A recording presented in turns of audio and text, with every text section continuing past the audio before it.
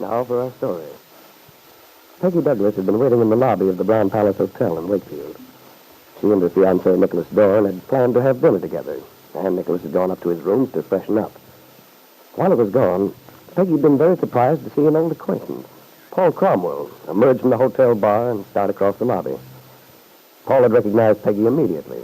Had stopped on his way to dinner and to chat with the young girl he'd met a year ago, when he and Kitt Meade were the other half of a foursome, which had included Peggy and Bill Meade. But Kitt had changed the pattern of that foursome. He'd won Bill away from Peggy and had married him. This evening, Peggy and Paul had reminisced for a while. Then Peggy had innocently given Paul some information which changed his plans completely. For when Peggy mentioned the fact that Kitt intended fighting Bill Meade's suit for divorce, Paul realized how completely Kitt had deceived him. A few minutes after Paul had left Peggy, Nicholas Dorn returned to find her looking somewhat bewildered. Well, here I am. Well, here I am. Well, here I am. Oh, you look very nice, Nick. I like that look men have when they've just shaved. He always looks so pleased with himself. Anything happen while I was gone? Did you meet any interesting people? Well, as a matter of fact, I did. You mean to say I can't leave you alone for 15 minutes without acquiring some handsome rival? Well, he's handsome, all right, but believe me, Nick, Paul is far from a rival. Oh, I see. First names already. You've only known each other a few minutes. Where is he, this bounder? Oh, Nick, you're such a dope. You're obscuring the issue. Where is he? The bounder, that is. Oh, he just went upstairs. You'll probably meet him later, Nick. He's an old friend of Kitt. Of Kitt Meade? Mm-hmm. Don't tell me you and Kitt always like the same people. That doesn't seem possible. Well, you see, Paul Cromwell was going with Kitt while Bill and I were running around together. Oh, the happy foursome you told me about? Well, it was all right until Kitt decided she liked Bill better than Paul. Well, is Mr. Cromwell still knocking himself out, still longing for the irresistible serpent? I think Paul is still in love with Kitt, but he's always been, well, what you'd call blasé about it. Oh, the worldly type. Mm-hmm. There's something I don't understand. He said he'd just seen Kitt, and yet he seemed to have the whole story all mixed up. Oh, that's simple. That's because he's just seen Kitt. Well, I don't know. I hope I didn't say anything I shouldn't have. What did you do? Give him the whole sordid little tale in a nutshell? I'm afraid I did. Well, what's wrong with that? Might as well know what goes on. Just as if it weren't common knowledge, and heaven knows what sort of a song and dance the Meade wench would have given him. He's lucky he saw you. Perhaps. It's funny. Paul's rather charming in his own way, but I don't really approve of him. Huh? Well, what sort of person is he?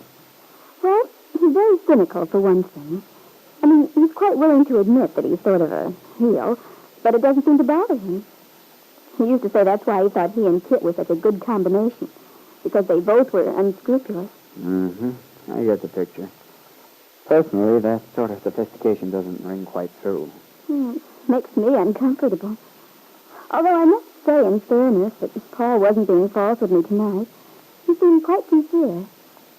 But, he acted rather strange.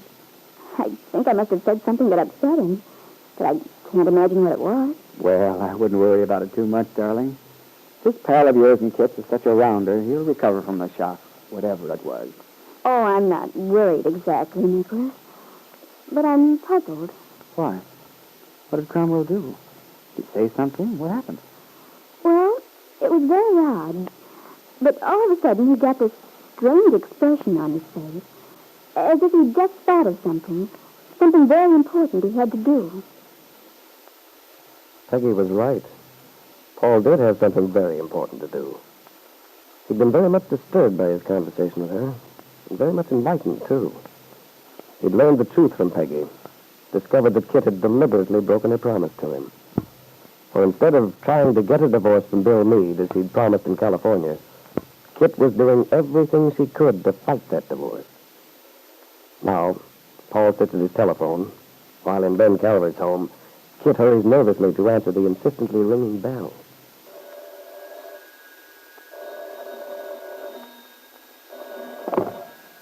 Hello? Hello? Kitt? Yes? Is this... Yes, Kitt. It's Paul. But I thought... Yes, I know you did. But things have changed. What do you mean? Are you alone? No, but... I mean, can you talk? Yes. Good. Kitt, I thought you might like to know that I'm not taking the train for Chicago tonight. You're not. But why? I mean, couldn't you make it in time or what? Oh, yes. I had plenty of time. In fact, I had time to spare.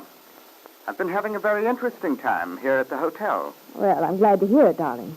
Though, what could be so interesting that you'd want to miss your train? Oh, you know me, Kitt. Just a creature of whims and sudden decisions. Yes, Paul, I know you very well. And I wish you'd stop being so cute at present. Cute? Oh, no. That's not the word for it, Kitt. Well, whatever the word is, you're acting very strangely. We made a perfectly reasonable agreement, and now... You know, Kitt, that's one of the troubles with you. You always look at things entirely from your own side. I haven't the least idea what you're babbling about, Paul. I mean, this agreement we made about my going back to Chicago tonight. You say it's reasonable. Well, it didn't strike me as reasonable. I had just gotten here, and you wanted me to turn right around and dash away. You know perfectly well why I made that suggestion. Yes, Kitt, I think I do. Now? I told you exactly what my reasons were, and you admitted it would be wise. Yes, that was an hour ago. I've lived a long time since then. Oh, for heaven's sake, Paul, what's the matter with you? You keep talking in these childish riddles. Nothing's the matter with me, darling. Not anymore. I think I've recovered just in time. Otherwise, it might have proved fatal. Well, all I know is that you made me a promise and you've broken it for no good reason that I can see. I'm very annoyed with you, Paul. Oh, you are, darling, eh? Annoyed with me, really?